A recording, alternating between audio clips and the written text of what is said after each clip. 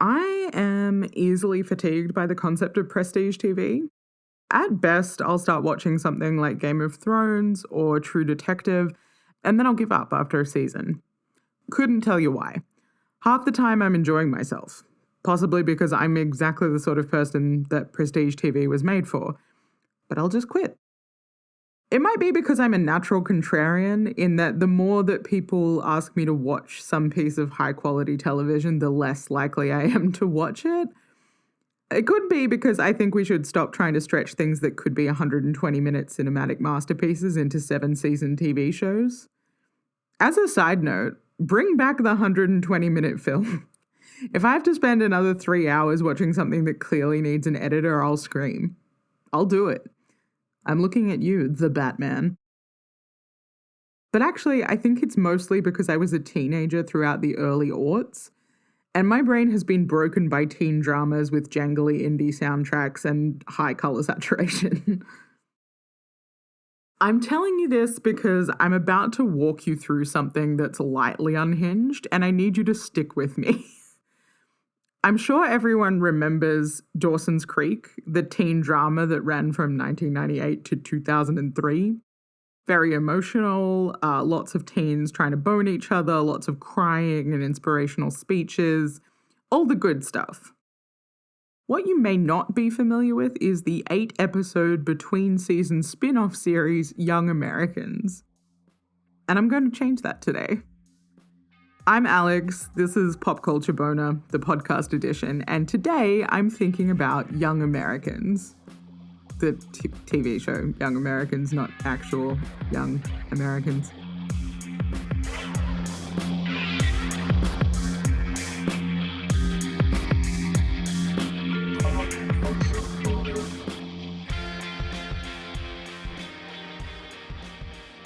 Okay, so to start this episode, I want to emphasize that you cannot watch Young Americans in any officially sanctioned capacity anywhere online.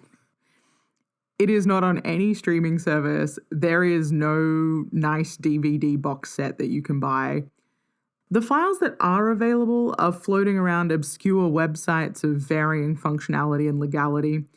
And this part is key, they are files which have been recorded straight from someone's TV set in the year 2000 and then reformatted and passed around over and over again. There are remnants of ads for McDonald's and Pizza Hut littered through them, not quite fully snipped out and then resolutely never fixed. They are so crunchy and low res that they are barely watchable. And yet they persist like a bizarre digital time capsule. Google searches for the title will take you to half-dead Reddit pages kicked off by people asking, does anyone remember that one show? Followed by some vague description of a minor plot point, and answered by someone saying, Young Americans, and providing a link back to a version of the file, labeled with alternating capital and lowercase letters and sometimes tagged with an uploader's handle to confuse any would-be digital piracy scolds.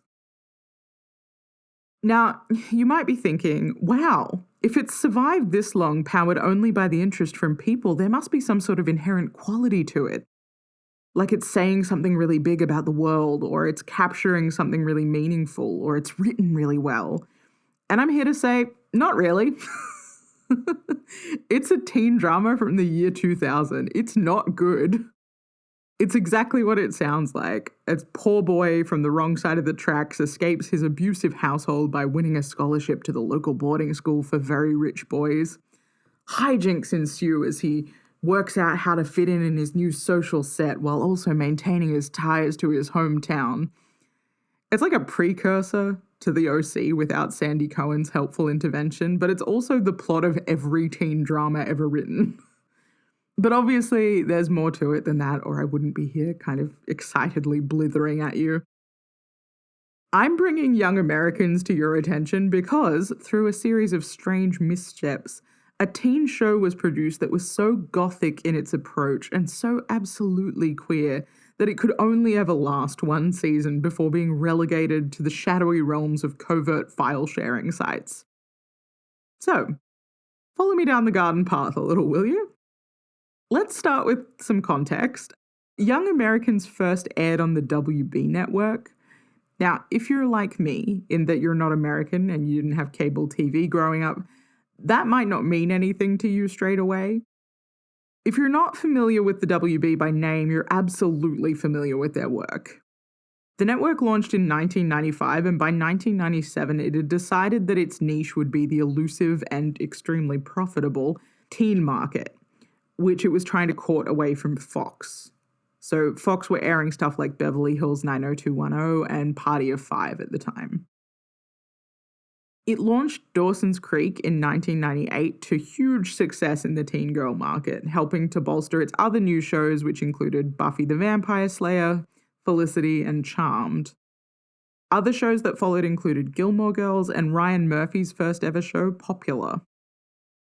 When I say that you're familiar with the WB's work, it's not just because these shows were obscenely large pop cultural moments that are still being picked apart today, but it's also because they share a particular aesthetic and style of storytelling. Beautiful teens emoting at each other and perhaps dealing with some sort of moral quandary about growing up in a strangely lush, perpetual summer, unless, of course, it is plot convenient for it to be winter. Given that it was always dealing with the emotional rollercoaster that is puberty, the WB became associated with melodrama by default, and that pattern's continued with its successor network, the CW, which airs things like the notoriously melodramatic Riverdale. Now everyone say, the epic highs and lows of college football with me all together now. So that probably gives you a bit of an idea of the ballpark that Young Americans is operating in. Beautiful, emotional, pubescent. Now, despite dealing in some iconic series, the WB always struggled a little bit financially. It folded in 2006, and the bulk of its programming was absorbed into the newly formed CW network. But on their way down, the WB got to shake hands with the devil. The devil, of course, being the Coca-Cola company. In the year 2000, advertisers were faced with a problem. They wanted eyeballs on their ads, but the more ads they put on TV, the more likely people were to change the channel. How to keep viewers engaged and thirsty for the refreshing taste of Coca-Cola. Enter the WB stage left. The network realized that A, producing stylish teen dramas was almost as expensive as raising stylish teens. Someone's got to keep those kids in Abercrombie and Fitch sweatshirts, you know? B, that pushing Dawson's Creek reruns in between seasons was not all that lucrative for them. And C, that they were essentially gunning for the same thing as the Coca-Cola company. The sweet, sweet blood of the youth. I mean, the female age 12 to 24 marketing demographic. Definitely not anything blood-based. They approached Coke through the company's marketing agency with a proposal. Exclusive sponsorship rights for the show, including guaranteed ad slots, product placement, and a mention in every ad the network ran for the program. Coke had just had a big upper management shakeup and were keen to refocus their advertising on that delicious youth market.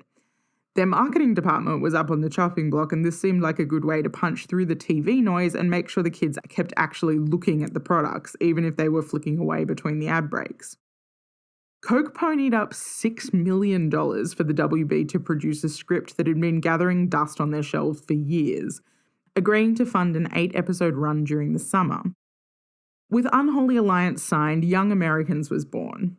Or should I say, Coca-Cola presents Young Americans, only on the WB. Now, if the horrifying machinations of art and capitalism are scaring you just a touch, one key thing to note before we get any further is that Coca-Cola did not have script approval rights for the show. I need you to keep that in mind. No reason. Just keep it in the back of your head. Keep it safe for a minute while we jump into what the show actually was. I've given you the fun and funky boy from the wrong side of the track summary version, but I promise I wouldn't be bringing this to you in my mouth like a cat offering up a dead rat if I didn't actually have some meat for you. Young Americans centers on Will Krudsky, a poor but gifted teenager who wins a scholarship to Raleigh Academy, the posh boarding school on the outskirts of his small New England hometown. He's excited to attend the academy because it means he can escape his abusive father. It does become apparent that he's cheated on the entrance exam, but they resolve that almost immediately, and then his big issue becomes whether or not he'll fit in with his rich cohort. He's guided by Finn, the English teacher / rowing coach. You know, that classic combination. A square-jawed male model doing his best Robin Williams in Dead Poets Society impression.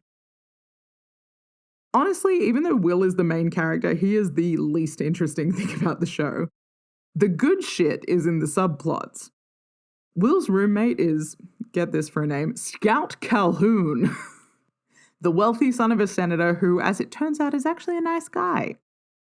On Scout's first day, he meets Will's friend Bella, played by an early career Kate Bosworth, while she's working in her dad's gas station, and he falls head over heels in love. Because who doesn't love a girl who's beautiful, responsible, and can fix a car?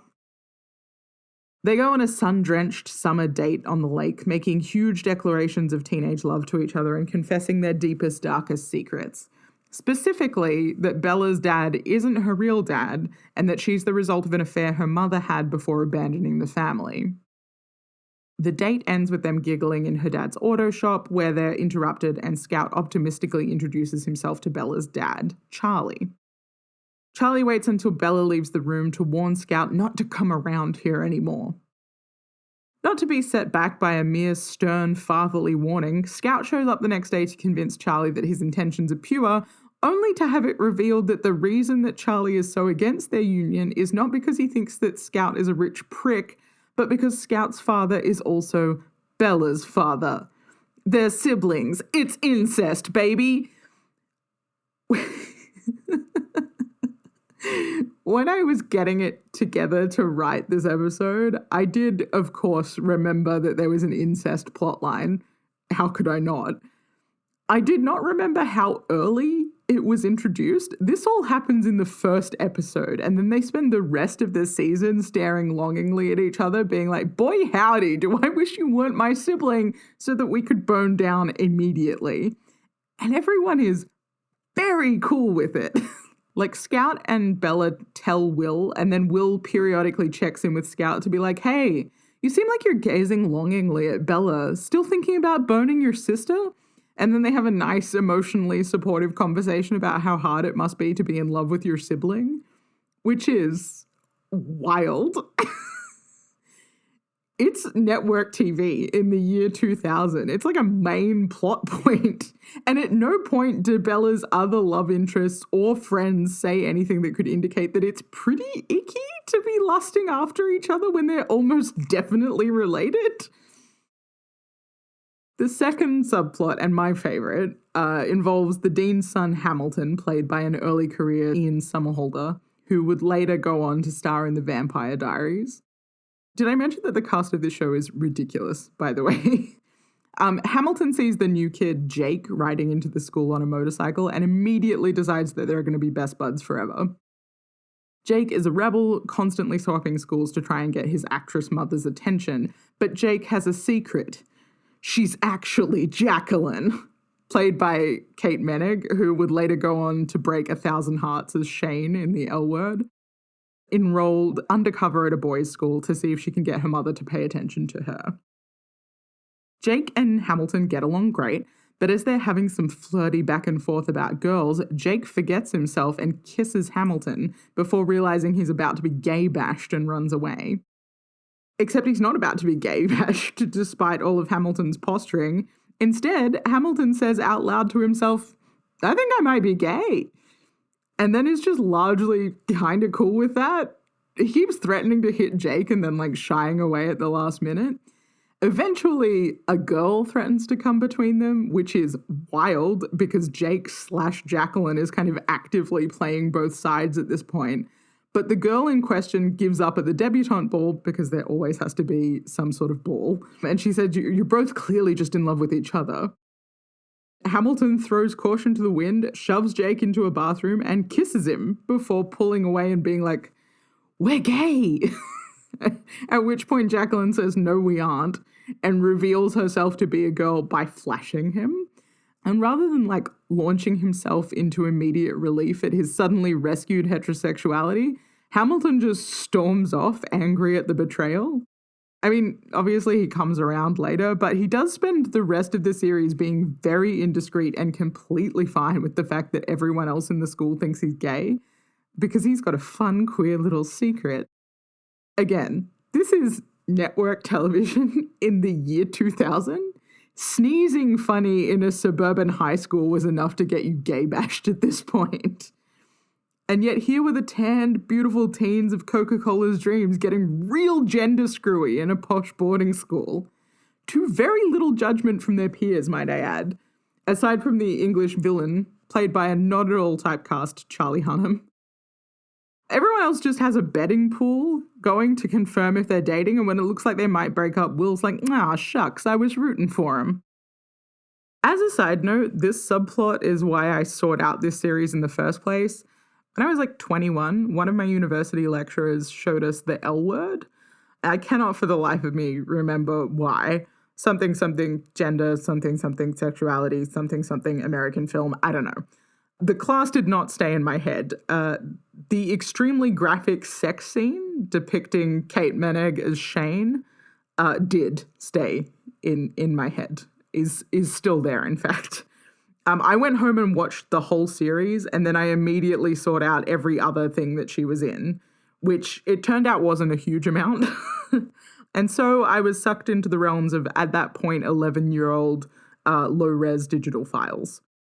Send your straight child to university and she leaves gay with a coveted hard drive of Kate Menig's entire career. It's a conservative's worst nightmare. Anyway, I digress. The thing that is kind of wild to me, and the reason that I think about Young Americans so often, is that I read this high saturation, well-lit Coke commercial masquerading as a TV program as inherently Gothic.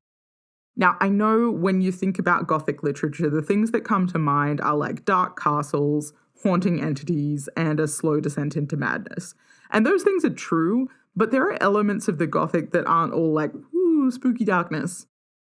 Like the unreality of the world and its strange claustrophobia, or the intrusion of the sins of the past into the present, for example. And Young Americans has those things in spades.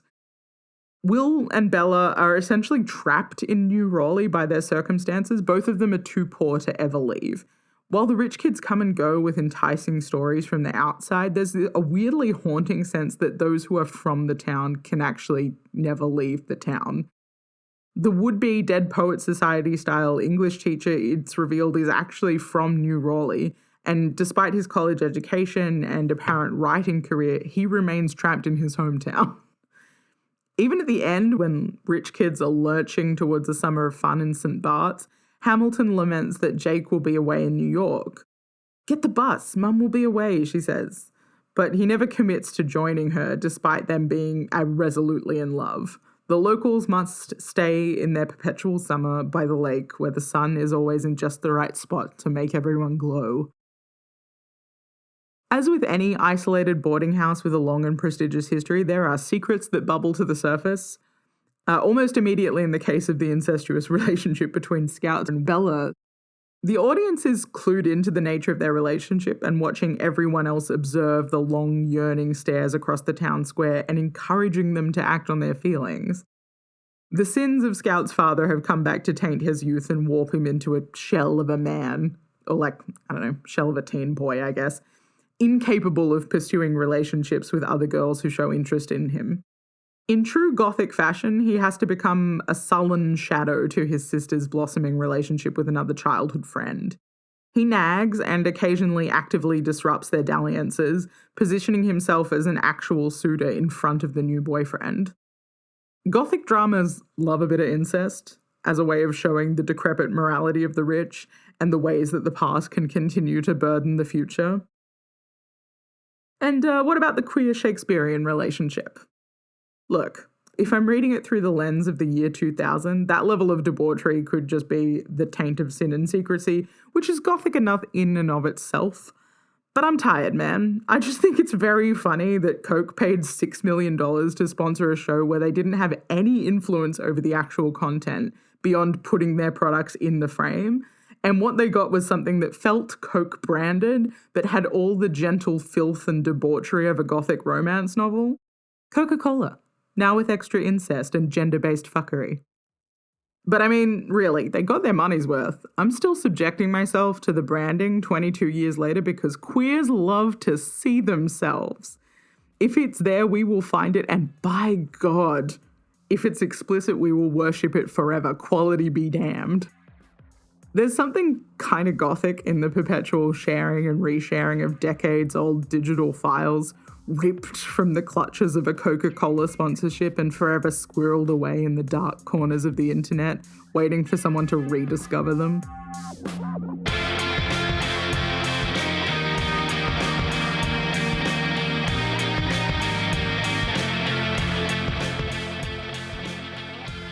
Well, that was my Young Americans episode.